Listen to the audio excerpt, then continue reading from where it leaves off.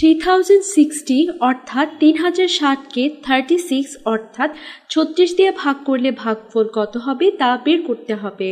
সহজভাবে 36 সংখ্যাটি 3060-এর মাঝে কতবার ভাগ যাবে বের করতে হবে।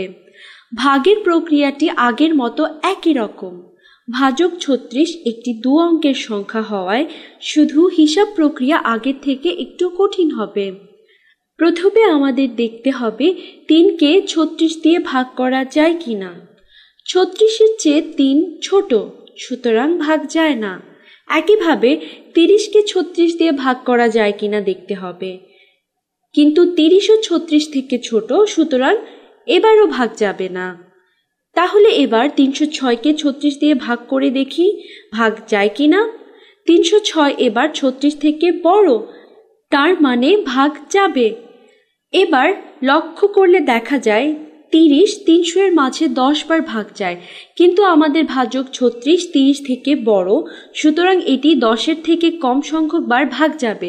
সম্ভবত এটি 9 বার ভাগ যাবে, যদিও আমি নিশ্চিত নই। ডান পাশে হিসেব করে দেখছি। 36 গুণ 9, 6কে 9 দিয়ে গুণ করলে 54 পাওয়া যায়। এখন 6 নং 54-র 4 নিচে নামাই, হাতে 5 এখানে রাখি। এখন 3কে 9 দ্বারা গুণ করি। 3কে 9 দ্বারা গুণ করলে 27 পাওয়া যায়। তার সাথে 5 যোগ করলে 27-এর সাথে 5 যোগ করলে হবে 32। সুতরাং 36কে 9 দিয়ে গুণ করলে গুণফল হবে 324, যা 306 থেকে বড়।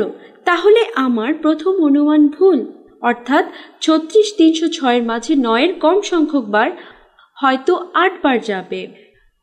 324 থেকে 36 সরিয়ে নিলে, অর্থাৎ 36কে 8 দিয়ে গুণ করলে 300-এর ছোট কোনো সংখ্যা পাওয়ার কথা। সুতরাং 8 বসিয়ে দেখা যাক কি হয়। 6 আর 8 গুণ করলে আমরা পাবো, অর্থাৎ 6 8 হবে 48। তাহলে আমরা 6 8 48-এর 8, 48-এর 8 এখানে বসাই। তাহলে হাতে থাকবে 4, 4 এখানে লিখি। 8 গুণি 3 হবে 24।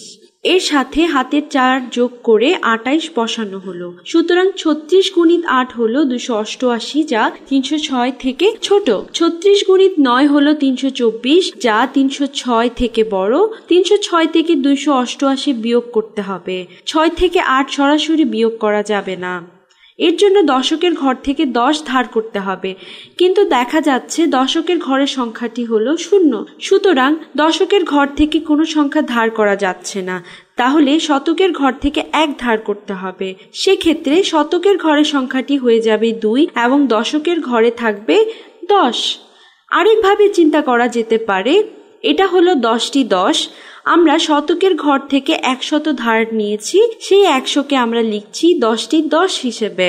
অথবা আমরা ভাবতে পারি আমরা শতকের ঘর থেকে আসলেই 1 ধার করেছি, তাই শতকের ঘরে আমরা 3-এর স্থলে লিখছি 2, আর ধার নেওয়া 1টি লিখেছি 0-এর পাশে।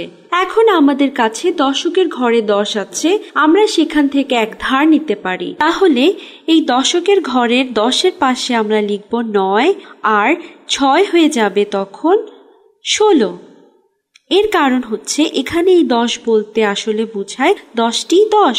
যখন আমি তার থেকে 1 ধার নেই, আসলে আমি তখন ধার নিচ্ছি একটি 10, তাই দশকের ঘরের 10টি 10 তখন হয়ে যায় 90।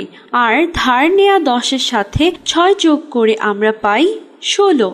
এখন আমরা বিয়োগ করতে পারি। 16 বিয়োগ 8 হলো 8, আর 9 বিয়োগ 8 হলো 1, আর 2 বিয়োগ 2 হচ্ছে 0। তাহলে আমাদের বাকি থাকে 18। এখন আমরা এই শূন্যকে নিচে নামাতে পারি।